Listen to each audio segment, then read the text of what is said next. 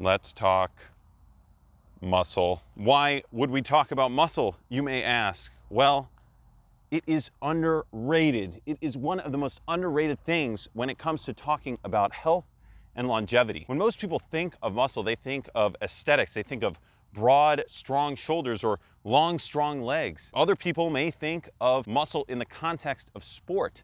They may think it would be great to be able to run, play soccer, kick some balls. And yes, muscle serves the aesthetic function and it serves a movement function. But beyond that, muscle serves many other important functions, has many other great benefits to it that you probably don't know. So let's take a journey.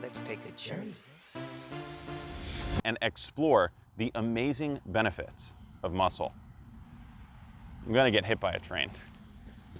The first thing we want to touch on is diabetes. Muscle has an impact on diabetes that you maybe don't realize. The first thing we need to understand is, what is diabetes? Diabetes is where the body is unable to absorb the glucose in the blood, so you have elevated glucose levels in the blood. This either happens because you have type 1 or type 2 diabetes. And with type 1 diabetes, that's where your pancreas just doesn't produce enough insulin or any insulin, and so your body doesn't get that signal, which insulin is the signal to absorb glucose. In the case of type 2 diabetes, that's where you've worn down your system and the insulin is just not getting the correct response. You have insulin resistance. And because you have insulin resistance, you are unable to absorb the appropriate amount of glucose. You need more insulin to get the job done. That's why you see diabetics shooting up. You know, they take their shirt up and they stab themselves with that insulin. Well, the reality is muscle is this glucose sink. If you think about a central processing unit in a computer, that thing has a heat sink on it. You want to think about muscle in the same way as you think about a heat sink, but instead of pulling away heat from the body, muscle pulls away glucose from the body. Muscle accounts for 85% of glucose disposal in the body. It means if you have more and healthier muscle, your body can uptake that glucose, and so it's not just sitting in your blood. There was also a study I found, which there are probably many studies like this, that suggested an inverse association of skeletal muscle mass with blood glucose levels, which encourages the implication of muscle building exercises to prevent type 2 diabetes. Next, let's talk about muscle's impact on obesity. Skeletal muscle is the largest organ on the body, making up 40% of body mass in healthy individuals, 25% body mass in obese individuals. Obviously, those numbers aren't like boom solid, but you get the idea. On top of this, muscle's resting energy expenditure is almost 3 times as much as fat, which means muscle is expensive to have, good to have, but it's expensive. So that information tracks to what I'm about to tell you. A study coming out of Boston University School of Medicine had mice on a high-carb, high-fat diet, and what they did was they took a portion of these mice, activated a gene in them, they grew a whole bunch of type 2 muscle fibers. Type 2 muscle fibers are the ones that allow you to sprint and lift heavy weights, and they found even though all of the mice stayed on the same diet, the ones that they didn't activate this gene in and the ones they did, they found that the ones that grew the type 2 muscle mass actually got rid of their fatty liver disease and also reduced their body mass, lost fat. So yeah,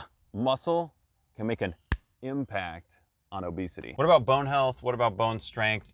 What impact does muscle have on that? Well, turns out quite a bit. If you think about bones in the way you should think about bones, when something pulls on them, it's got to resist that force. And so in order to be able to resist that force, it's got to become stronger. So the stronger your muscles are, the more force they exert on the bones, and so the stronger your bones become. And I have the studies to prove it. Now's your opportunity to pause the video and check out the findings. Also, I will link the papers down in the description. Next thing we'll talk about is illness and disease. If you think about muscle in the way you should, as a store of building materials that your body can use to rebuild, repair, do stuff with, then you're thinking about it correctly. Just as fat is a store of energy, muscle is a store of building materials. So it would track that the more muscle you have, the higher quality, stronger muscle you have, the better you're going to do when it comes to handling diseases and illnesses. And that leads me to talking about a study I came across of almost 9,000 men. And these 9,000 men between the ages of 20 and 80, they divided these men into 3 groups: the highest, strongest muscle group, the mid-tier muscle group, and the low-tier muscle group. And they found that the men with the highest tier muscle, the strongest muscle, ended up surviving at a much higher rate from all-cause mortality compared to the men with the lowest tier muscle. They found essentially the same thing for cancer. I mean, that's a great segue into cancer. Maybe the scariest thing that any of us think about on a daily, weekly, or monthly basis. We're worried we have cancer. Well, it turns out that cancer tracks very much the same way as all-cause mortality. There's not only that study, but I came across another study where over 3,000 women were tracked, and they had type 2, type 3 breast cancer, and they found that the women with sarcopenia, which is age-related muscle wasting, it's just your muscle wastes away as you age, they found that the women with that, with sarcopenia, were at 1.5 times risk of dying compared to the other women. So the women with more muscle had a better chance of survival than the women with less. And let's talk about one of the worst diseases out there, especially for Americans: cardiovascular disease.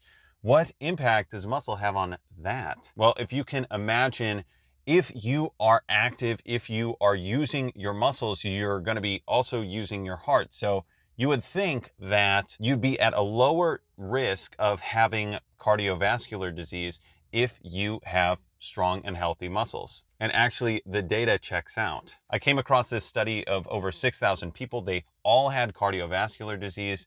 They broke them up into groups: low muscle, low fat, low muscle, high fat, high muscle, low fat, high muscle, high fat. And they found that all of the individuals who were in those higher muscle groups actually ended up doing better than all of the individuals in the low muscle groups over the course of 7 years. They also found that people who had the higher muscle mass tended to have higher BMIs, so categories 2, 3, 4, so overweight, obese, and morbidly obese. So body mass index is not a good indicating factor of, oh, are you at risk of dying from cardiovascular disease? No, you want to have that juicy, juicy muscle. And this study says as much. Recommendation of low BMI as a means of obtaining survival advantage in the elderly is not supported. Instead, higher lean mass and higher lean mass index are associated with better survival in elderly Asian population. And I'll also point to this other study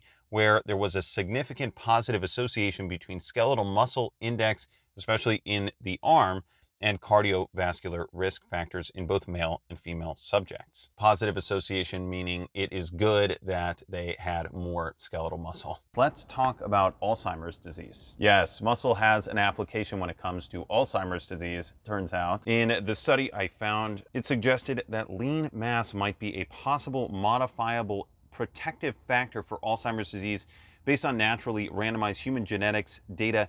Individuals randomized to lifelong higher lean mass had a 12% lower risk of Alzheimer's disease and scored higher for cognitive performance. And finally, let's talk about just practical application of muscle. What are the practical benefits of muscle? Increased stability, increased mobility, increased balance, improved posture.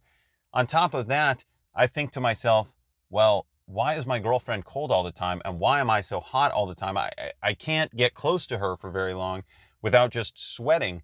It's because I have more muscle than she does. I am physically bigger than her, and I physically have more muscle than she does. So it keeps you warm. Muscle keeps you warm. Muscle also has its practical applications in moving things. If you need to move, if you need to carry groceries in, maybe you want to carry them all in one go. And muscle gives you the ability to move. Like I talked about in the beginning, you want to play sports, you want to have muscle, you want to have strong, healthy muscle. And of course, you have the aesthetic aspect of muscle, which is generally what people think about the most. They think, I want to go into the gym, I want to get strong because I want to get big. I want to look good. I want to look good on spring break. It's going to be a hot girl summer. All of this other stuff, but there is so much more to muscle. So that was not an exhaustive list of all the benefits of muscle, but hopefully it was enough to get you started, to make you want to think about what are the possibilities if I have strong, healthy, succulent muscles?